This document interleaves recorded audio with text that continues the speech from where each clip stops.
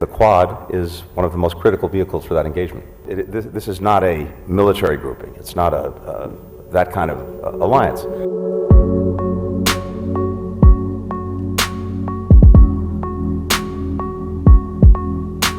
Not only of our presence here today, but our presence and engagement day in, day out, including through the Quad and the work that we're doing not only during the meetings that we have, but in between, is powerful evidence of the fact that, as you might say, we can run and chew gum at the same time. And for us, the future is so much in the Indo-Pacific. Our engagement throughout the region, both through the Quad and in other ways, is as comprehensive and as deep as any time I can remember. And I think what we talked about yesterday in the course of the G20 was also illustrative of this, because even as we're rightly focused on what is happening in Ukraine as a result of the Russian aggression, not just because it matters to Ukrainians and to Ukraine and to Europe, but because it matters to the entire world. The principles that underlie the entire international system that are necessary for trying to keep peace and stability, that grew out of 2 world wars, are being challenged, being aggressed along with Ukraine. And part of the reason that countries way beyond Europe are also so focused on this and are working to support Ukraine and deal with the challenge is because they know it could have an effect here. If we allow, with impunity, Russia to do what it's doing in Ukraine, then that's a message to would-be aggressors everywhere that they may be able to get away with it too. But having said that,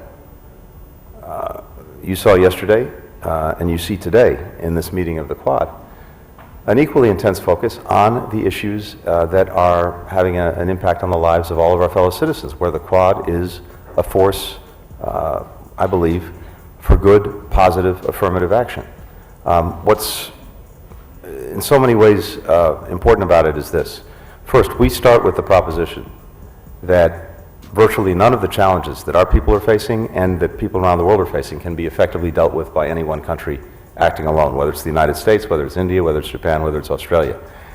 And given that basic premise, it makes sense for us to start by finding like-minded groups of countries with which to tackle these challenges. And the great power of the Quad is you have 4 like-minded countries, united in their basic values, united in their basic interests, bringing different strengths, different experiences, different comparative weights to tackling these problems. And not only tackling them for ourselves, but actually creating a global commons good, particularly for other countries in the Indo-Pacific. And what we've done over the last couple of years, in particular, is translated that into very practical projects, very practical, in a sense, offerings, so that we're creating for other countries in the region a positive choice and a positive partner. We're doing that. Obviously, we did this on vaccines during COVID. We've been doing it on infrastructure for some time. We are now engaged very much in working together to help countries deal with humanitarian situations, disasters. And of course, we're working on things that are really critical in ways that may not be so obvious to countries throughout the region, which is what's called maritime domain awareness.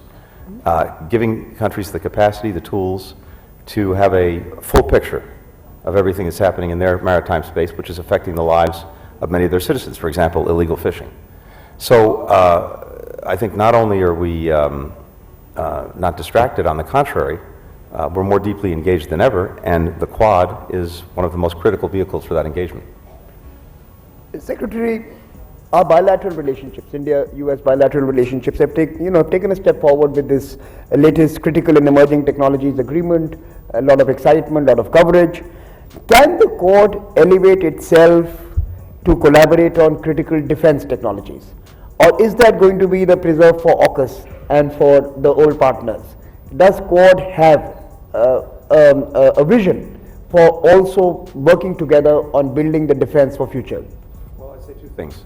First, of course, this is not a military grouping. It's not that kind of alliance. But one of the things that we are doing through the Quad is trying to bring together not only governments, but academia and other experts to look at where we might collaborate together on new technology, on innovation. And whether that has benefits in other areas remains to be seen.